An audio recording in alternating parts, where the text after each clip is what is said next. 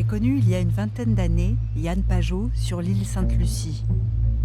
Il développait une activité de conservation et de charpenterie de marine. Une personnalité marquante qui poursuit inlassablement son travail. Ouais, du coup, Kader, si tu peux continuer sur la cloison. Fini de laquer la partie arrière là, puis la partie avant, tu verras, j'ai fait des petits joints hier sur les endroits où il y avait des manquements.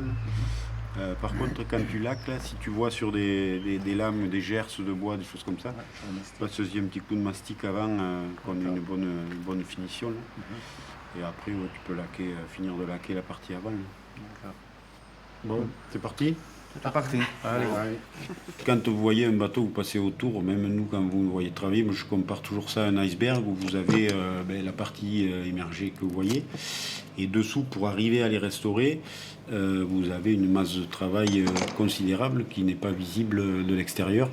Alors qui regroupe chez nous bien évidemment de la technicité, de la recherche de bois en forêt, de retrouver des savoir-faire qui ont disparu liés à la construction navale, mais qui a un très gros volet aussi de recherche de financement, de budget, pour pouvoir sauver ces bateaux. C'est un métier qui est en perte de vitesse, puisqu'on voit de moins en moins de bateaux. En bois et en activité. Parce que les bateaux maintenant, ce sont des bateaux de plaisir et plus de travail, donc ça change beaucoup de choses, sur le regard des propriétaires notamment.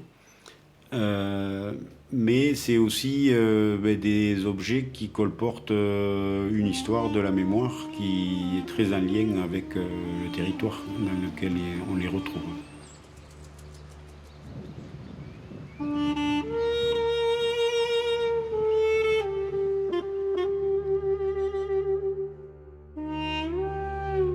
Qu'est-ce qui donne envie comme ça de s'immiscer dans ce métier ?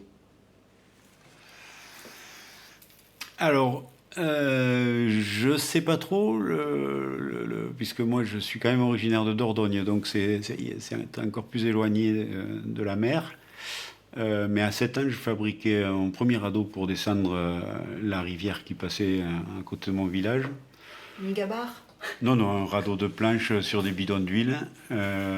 Ensuite, j'ai navigué pas mal. Il m'a appris à naviguer avec mon oncle qui avait un bateau du côté de l'île d'Oléron. Mon père avait beaucoup plus d'affinité, peut-être même qu'il soit ingénieur béton sur tout ce qui était mémoire, histoire, des choses comme ça. Donc les deux mélangés ensemble m'ont fait venir vers la charpente marine. Dans le métier de la charpenterie marine, la problématique, c'est que sur la frise chronologique, à un moment donné, pour différentes raisons conjoncturelles, la frise a été coupée. Et il y a eu une perte de savoir-faire sur la charpenterie marine traditionnelle pendant de nombreuses années. Et moi, j'ai eu la chance de commencer donc, vers l'âge de 13 ans, sur une période où les chantiers existaient encore. Donc j'ai pu voir ces techniques traditionnelles, purement traditionnelles. Après, le métier s'est perdu et beaucoup de gens aujourd'hui pallient par des techniques modernes à leur manque de savoir-faire sur la charpenterie marine. Donc moi j'ai eu cette chance d'avoir ce regard et de pouvoir le pérenniser, le transmettre.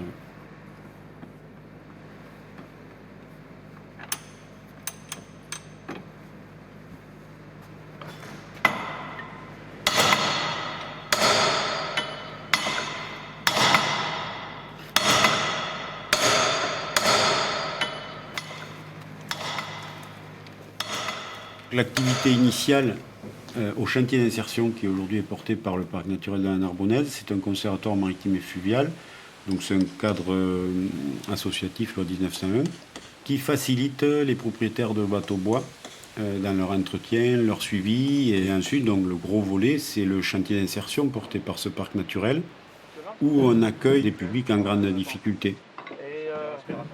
Le but du chantier, ce n'est pas de la restauration de bateaux, c'est de la réinsertion socio-professionnelle au travers de la restauration de mobilier classé ou à forte valeur patrimoniale.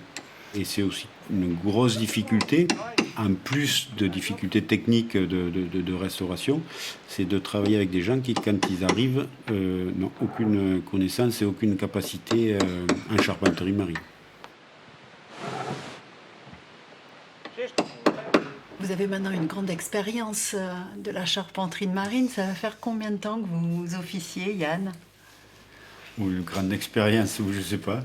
Ça fait longtemps. Hein. J'ai commencé à traîner dans les chantiers à 13 ans. Je vais en avoir 54.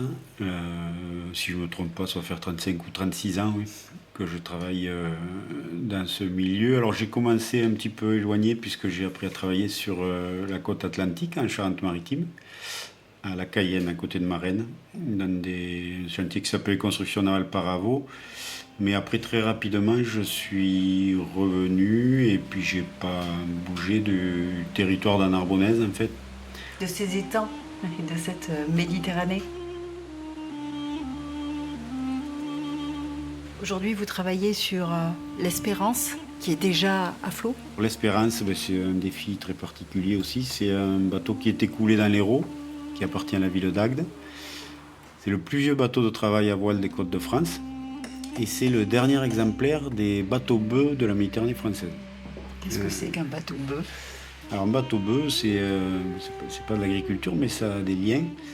C'est des bateaux qui fonctionnaient par paire, deux bateaux similaires qui tractaient en fait un filet. C'est l'ancêtre du chalutier à voile latine pour la Méditerranée.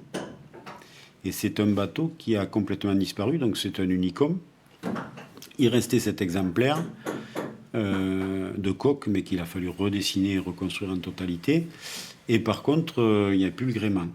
Donc on est actuellement en train de finaliser, là, le bateau a été mis à l'eau au mois de janvier, on finalise le gréement, qui est une restitution. Donc c'est aussi retrouver comment c'était fabriqué, comment c'était monté, comment c'était utilisé. C'est aussi un travail post-restauration pour mettre en valeur ces bateaux, notamment l'Espérance. Sur tous les bateaux qui sont passés entre mes mains, ça reste, je pense, le bateau le plus robuste, le plus élégant que j'ai pu faire sur l'eau. C'est un bateau qui a des lignes extraordinaires, un bateau très puissant c'est pas un bateau pour naviguer, c'est un bateau pour tracter, donc c'est quelque chose de vrai et de solide, quoi.